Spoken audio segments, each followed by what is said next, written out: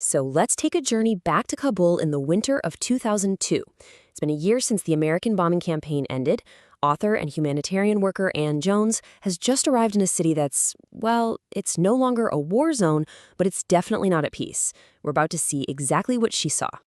Right from the jump, this is how Ann Jones opens her story. And it's not a political statement, it's a physical one.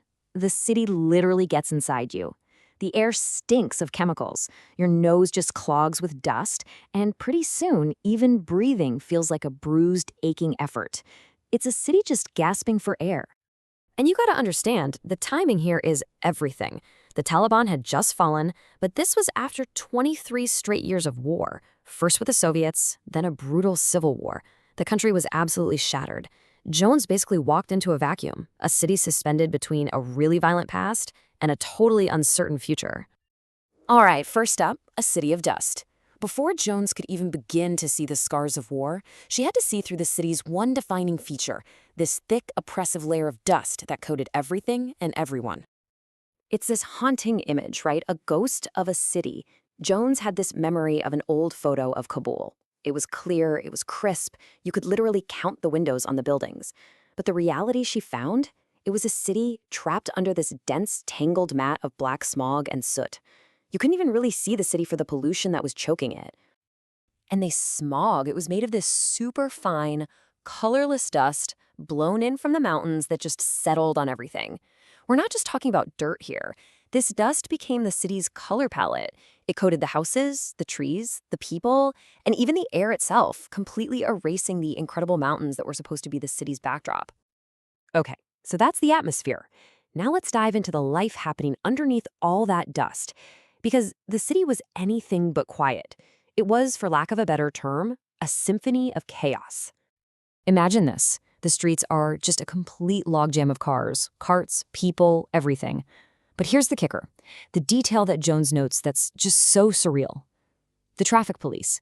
Instead of trying to direct any of this chaos, they would literally drag sofas and armchairs into the middle of the traffic circles and just hang out, watching the pandemonium swirl around them. It's a perfect metaphor, right?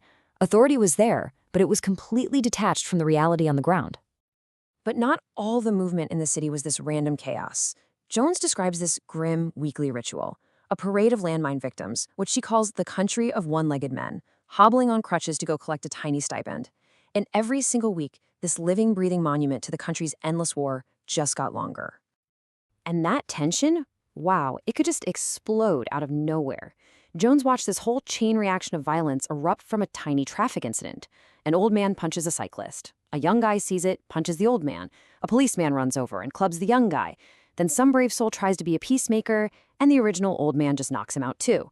It was all over in seconds. A brutal, almost darkly funny ballet that just shows you how close to the surface violence was for everyone. So, beyond the chaos on the streets, Jones's work uncovered something much deeper. A more hidden kind of conflict. This one wasn't being waged on a battlefield, but inside homes and inside prisons. And that brings us to Section 3, a war on women. One of the most jarring things she found was the women's prison. You know, you'd think it would be full of dangerous criminals. Nope.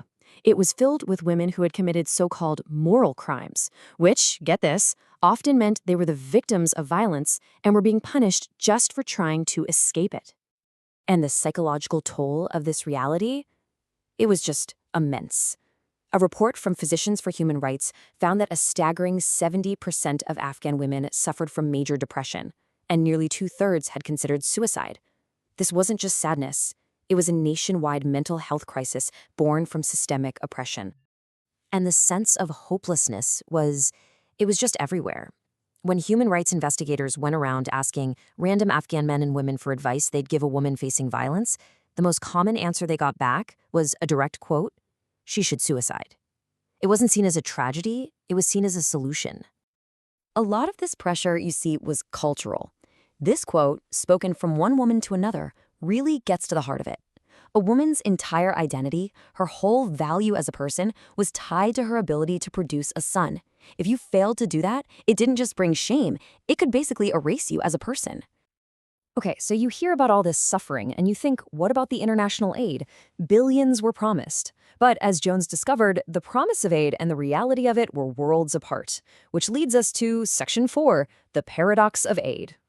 So she comes across this term, phantom aid. And it's pretty much exactly what it sounds like.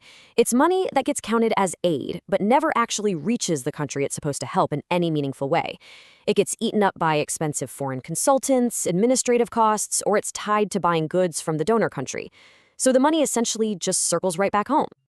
And the scale of this is, well, it's staggering. Just look at this.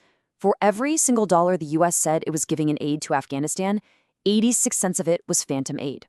Only 14 cents actually represented a real transfer of resources to the country. So how does this even happen? Well, Jones describes what she calls a cascade. A huge contract from, say, USAID is given to a big for-profit company. They take their cut, then subcontract the actual work. That subcontractor takes their cut and subcontracts it again. And at every single step, money is just skimmed off the top until only a tiny trickle reaches the people it was supposed to help in the first place. And the results of this system could be just completely absurd. There was this one case, a multi-million-dollar USAID project to print textbooks. Well, the job got outsourced to Indonesia. The printers there didn't know Dari or Pashto, the local languages, so the books arrived in Kabul with chapters from biology mixed with religion, all jumbled and totally unusable. A perfect, painful example of waste and mismanagement. So we've got broken promises, aid that never really arrives. What does that do to the mood on the ground? Well, Jones found a deep and growing frustration. Our final section, an unwritten future. You can just feel the sense of betrayal. Afghans were seeing these massive narco villas being built from the opium trade, but none of the reconstruction they were promised. So anti-foreigner sentiment started to grow. As one guard asked an Afghan translator, "Why do you still work with foreigners? They think they know everything, but they don't."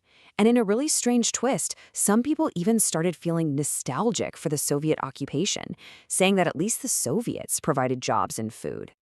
And this all boils down to the one question that just hangs over everything Jones saw. While the rest of the world was focused on these big ideas like elections and democracy, she asks this devastatingly simple question. It perfectly captures the massive gulf between the grand ambitions of international nation building and the brutal personal realities of life on the ground, and it really makes you wonder what freedom truly means in a place without peace.